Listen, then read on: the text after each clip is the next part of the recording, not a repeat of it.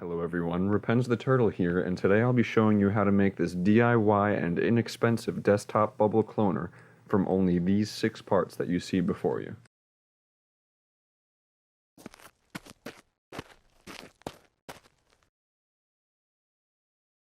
On the right we have an aquarium hose with a one-way valve to prevent water backflow, a plastic takeout fork, a 1-inch net cup, a water bottle, a cut sponge, and an aquarium pump. The aquarium pump is probably the one piece in this project that you're going to have to go out and look for, and I just picked up the cheapest one that I could find at my local pet store. It's only a 2-watt and it provides plenty enough air for the bubble cloner to function.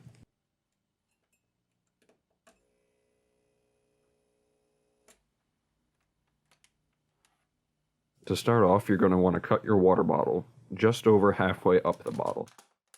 This way there's enough material later on when you go to assemble the bubble cloner for it to go over onto itself. You're also going to want to cut a small slit here, that way it makes it just that much easier to fit the bottle on later. Next, take your plastic fork and your net cup, and you're going to want to try and size it up as best you can to the water bottle. This does not have to be perfect by any means. All you want to do is make sure that the fork can both support the net cup as well as stand up reasonably straight inside the water bottle so that the net cup doesn't fall down to the bottom. You can see here I'm sizing it up, and then later on off camera I'll cut it down even further to make sure that it fits properly.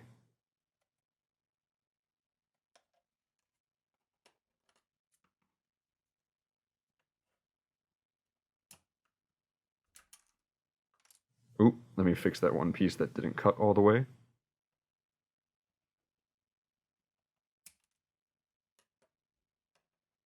And let's see how this fits. And you can see right here that I'm trying to just retrofit it for now to see if it'll fit properly within the water bottle. Now this little blue piece of sponge is just a typical dish sponge cut into a circle with one cut down the middle. That way when you put your cutting into the bubble cloner, the sponge can wrap around it and keep it upright inside the net cup.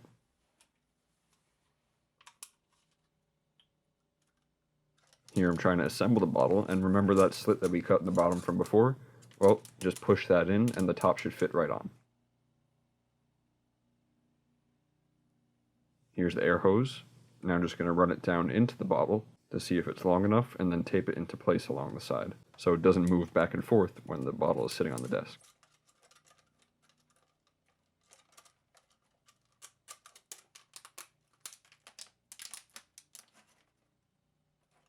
Here you can see that I'm filling up the cup now that I have the net cup and the fork properly arranged.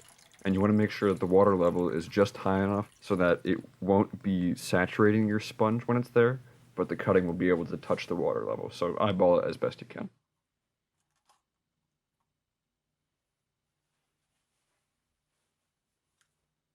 All you have to do is make sure that everything fits and you should be good to go.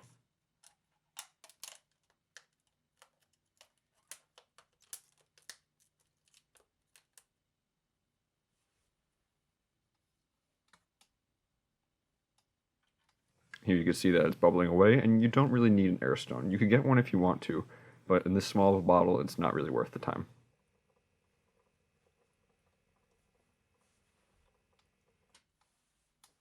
One final tweak that you can do is take the cap from before and poke a small hole in it, and then feed the air hose through the hole in the cap while it's screwed onto the bottle.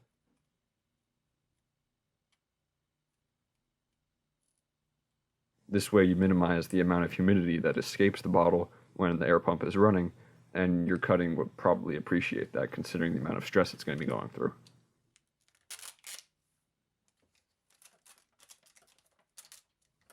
Now, while I am using only a 500 milliliter bottle, you could really expand this to any size, just upscale your net cup appropriately.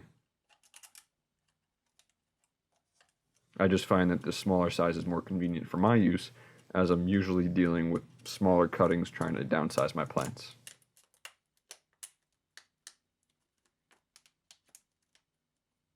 And once you put the top back on, that should be all, and you can plug it in and it'll be up and running, good to go. Might want to just tape it down to the desk like I did, just so it doesn't fall over, but other than that, you should be good. Please feel free to hit that subscribe button down below if you'd like to see more content like this in the future. Thanks again for watching, and travel on, my fellow turtles.